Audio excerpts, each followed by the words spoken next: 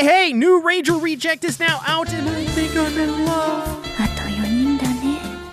頑張って戦闘員くん。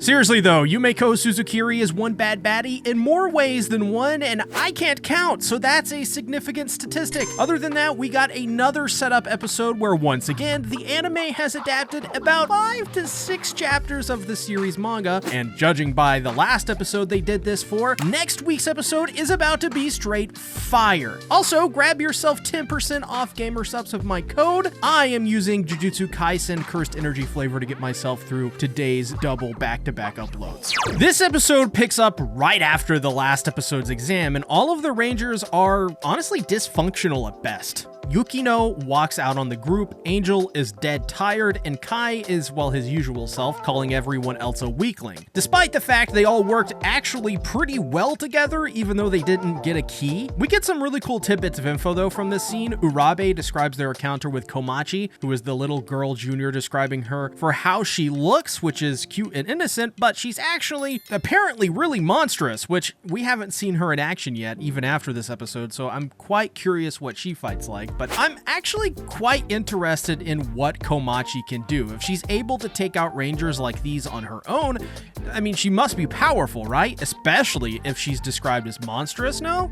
Also, gotta say, Exus is quite a funny character, as during their conversation, D spots her running around in the background. So obviously he's got to split, right? He's got to go tend to the closet gremlin. But before he does, Kai asks to speak with him, but he blows him off for X's, which is understandable, but ticks Kai off a little bit. Now with X's, D spots her tapping on some pipes, and her reaction was actually quite funny too when he grabbed her head. It looked like she was about to die from surprise, but D quickly takes her back to his room and puts her in her stronghold. I love this. X's progression as a character is quite interesting so far. We haven't gotten too much from her, but she's already running around causing trouble for D, and as we see in this episode, oh boy, that is a little bit of an understatement. But Kai and D have a chat together. Kai asks why Sakurama joined the Rangers, and he gives the story as Sakurama told it to him. But Kai, he's perceptive, as types like him usually are. The character Sakurama portrays is not the character Sakurama acts like in battle, which is what he notices. On top of that, at the end of the first exam, D notices that there is only one key, meaning that the exam seems to be designed in a way to only allow a certain number of people to win, most likely devised to cull the weaker Rangers out, of course. Now, I gotta say the pace for this episode was pretty crazy, but it just keeps up in overdrive as we get right into the next scene, where the repair guy finally comes by to check out Sakurama's room, and he opens it up to find X's. Surprisingly, he is also sympathetic towards the monsters, which is important because I think this shows in this world, not everyone is against the monsters like we once thought. Some sympathize with them, and surprisingly, it's in the very organization that oppresses them. I found that juxtaposition actually quite interesting. It could very well be that those who work in the Rangers probably know more of the truth to some degree, or at least have a feeling. Kai and Sakurama continue their conversation, and here the knowledge of boss monsters is revealed, which Kai seems to know about, as a boss monster potentially killed his brother, and the Rangers who didn't find any evidence, or here's a theory here, are maybe covering it up somehow? There are even discrepancies in what he did and when it was reported when he died. Like, for example, they said he didn't die 13 years ago, but actually 4 years ago. Hearing this, D realizes it's revenge that fuels him, and due to his own experiences, he knows revenge is reckless and not the answer. And this is actually really another cool bit of character development for D, who has, at this point, learned so much from Yumeko already, and it's clear that their relationship is paying off in dividends. While still somewhat naive to the way just things and how they are, D is much more focused because of, I think, his interactions with Yumeko, his unfortunate interactions with Sesera, and now meeting all of these other Rangers. This is why D is the most interesting of characters in Ranger Reject currently. He's like a sponge, absorbing so much experience and information, which then you see through his actions, words, and motivations. He grows. So remember, y'all, Yumeko Suzukiri, best girl. After all, I've been only shouting it from the mountains forever now. Best join the Yumeko train because we're about to leave the station. Back in Sakurama's room, the repair guy is killed after offering X's his help to the boss monster, Lord Peltrola. At first, it seemed as if X's was going to accept the man's help, but as soon as Peltrola entered, very clearly, and this could be from the shock of it as well, regrets everything she just did with the whole pipes. She even tells Peltrola that she could have made it out on her own. So realizing what she said, she prostrates and grovels while Peltrola says to her they're going to kill everyone in the facility. To me, it's very clear X's doesn't even know what she wants half the time, or at least doesn't respect her own feelings enough or knows enough about them, because it's pretty clear that X's likes and believes in the human cause to at least some degree.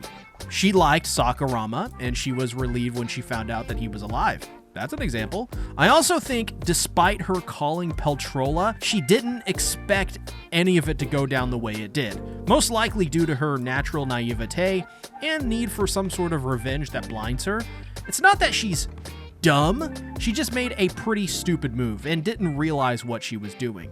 This is fair, and I think this moment from Peltrola has to end, probably with it being driven away and X's returning to her stronghold in Sakurama's closet. The reason is, I think they're setting up X's to wake up to the reality of both the Dragon Keepers and the boss monsters, which is to say that both sides are pretty much the same. But the people in charge are the ones calling the shots and really ruining it for everyone else.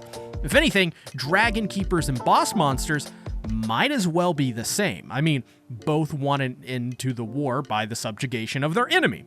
Realizing the gravity of the situation, she begs for D to undo his mimicry and escape, which is, kind of interesting to see. She actually seems to worry about D. But while D talks to himself, in his closet is the rotting body of the tech guy. Poor man. The next day, the second exam begins with Koguma collapsing on the ground. Poor Koguma, he's just like me for real. Anyways, this is when we are properly introduced to Komachi, and this entire scene was really well done and added many layers to the way characters and factions are portrayed in Ranger Reject. From this scene, we essentially learn that Komachi, despite being a young child, is quite wise beyond her years. She warns Sakurama that those he is taking the exam with are, in reality, desperate and will resort to desperate measures. This impressed me a great deal because it made me reconsider the juniors as a whole and categorize them separately from the Dragon Keepers. And I have to ask you guys, have you guys and gals felt that all of the juniors so far have been way more helpful and understanding of the Rangers? Yumeko helped D, Hisui didn't seem really evil at all, just sort of violent, and now Komachi, who is warning Sakurama when she doesn't have to? Yeah, these juniors are very powerful, and they're kind of scary because they're a part of a very scary organization. But it leads me to believe they know something we, or even they, don't. They know the true nature of the Keepers for sure, but maybe they sense something bigger than the Keepers and the Rangers that is on the horizon, and they'll need the best of the best to make it through. Makes sense with the appearance of the boss monsters now. Also, makes sense that they would be nice to the Rangers if they disagreed with how the Keepers acted. After all, the juniors may be more in tune with the organization as a whole, as the Keepers seem to be more observed in whatever interests they are. They don't even hang out together. They seem sort of separate entities on their own. And wouldn't you know, Komachi was right, as Kai and some of the other Rangers have allied to take the keys and keep them from the others. Now this means ostracizing Sakurama, Angel, Yamato, and Koguma from the group. However, all this does is create a split between a new rival group of those not in Kai's. As well, D even lets Koguma know who he truly is, which is a monster. Now, I'm not sure why D decided to reveal himself to Koguma here. At first, I figured he wanted to let them know to explain his side of things, but there is really no reason for why he'd do that, at least yet, as far as I'm aware, at the very least. So for now, I think I'm waiting until D reveals more of his cards. This is when we get a showdown between D's group and Yumeko, and it's very enlightening. Yumeko seems to be actually infatuated with D, and they get their key stolen from Kai's group. But before that, I mean, we gotta talk about it. Yumeko, she's OP, y'all. Rather, all of the juniors are, but I knew, I just had a feeling she had some sort of tech that is wild. And it turns out that Yumeko's tech is, well, an AT field that protects her from pretty much everything. She's unstoppable, and so by the end of the fight, Yumeko simply hands over the key to the others, as that's the only way this fight could possibly go. None of them could take it from her, and as well, defeating this character in any way so early on probably would ruin her mystique as well. So doing it this way was much more smart. As for the most notable moments in this scene, Kai's group stealing the key just shows their ruthlessness and how seriously they're playing this exam. I'd imagine in the third exam that their best bet may be just to let them get the rest of the keys and just bum rush them or catch them by surprise and then take the keys outright. As well, I also could see Peltrola getting involved and forcing the two groups back together to work and fight against the boss monster. After all, in video games, what happens when you fight a boss? Well, I mean, you band together to defeat it, right? And I'm sure Negi Haruba plays games. It's Negi Haruba. He likes Sentai. Come on. I think either other option is pretty good, though. They're both compelling and work out to the same general conclusion from a character's perspective. Also, didn't expect Yumeko to be this infatuated with D, at least to this degree. And I guess this means you could say, she wants the D, y'all. Hep, hep. No. But this adds yet another layer to Yumeko's mystique and is a nice addition indeed because, well, it makes total sense. Yumeko, even though it's in my script it says Yumekop, wants to take down the Rangers, and D has a fire in his heart like none other to get that job done. So why the hell wouldn't she be attracted to D? I mean, he is the answer to like her only dream. Do I think this is going to turn into some like romance between the two? Nah, I don't think so. This feels more to me just like Yumeko just likes D for who he is and wants to see him succeed. That's about it. And I think the whole hints throughout this fight really is just sort of what's in her headspace. I also can't foresee D with a human in any capacity, not at the moment at least. Feels like he sees her as a means to an end more than anything, and she for the most part as well, outside of the, infatuation part. But as a side note, I love their characterization of Yumeko. The studio really puts their all into D and especially Yumeko anytime they're on screen, and I think that is shown through Yumeko's just mysteriousness. Also, she's best girl. However, the final scene is most telling as to how this season may end. We see Peltrola and X's making their way through the facility as the boss monster slays every ranger in sight, with X's looking very scared and very uncomfortable. But in the background is Komachi. Seems she is witness to what just went down, and judging by the uneasy look on her face, we may be getting a showdown between the juniors and Peltrola, or maybe they'll call upon the keepers. Either way, this episode may have been another one where the pacing was quick and really, honestly, probably was like a 30-minute episode crammed into a 20-minute one, and I wish it would have gotten more time to shine in terms of just its overall pacing, but alas, Negi Haruba, to be fair, made the manga's pacing much slower than the way the anime is presenting it too, so, Also felt the animation was pretty off in this episode outside of the battle with Yumeko, Peltrola, and X's. So judging by the last time they did this, it really seems like they're just saving the budget for the next scenes in the next episodes that they want to animate the most, and then giving the best shine to the characters people love the most in these setup episodes. I don't think the pacing was as jarring as episode 4 or with Sakurama's backstory, but it is something worth mentioning, so that's why I mentioned it. Also, dang, they animated Yumeko's side boob like their life depended on it. How is that like one of the best animated moments of this episode? I don't know, but moving on. Waifu thirsting aside, I asked yesterday on the community tab what everyone thought about the episode, and the responses were pretty interesting. One thing I learned in this episode is that Suzukiri really gives no fucks. And this is so true. When we covered the last episode on the King of Anime podcast last week, my co-host brought up that Yumeko's face looked like in the manga, and she's wild. Reminds me so much of Makima from Chainsaw Man crossed with Yubel from Frieren. But it also makes sense, right? Because she's the Yellow Keeper's junior, and as we figured out by now, the juniors are in a class of their own, relatively speaking. Plus the fact she's got an AT field from Neon Genesis Evangelion as well?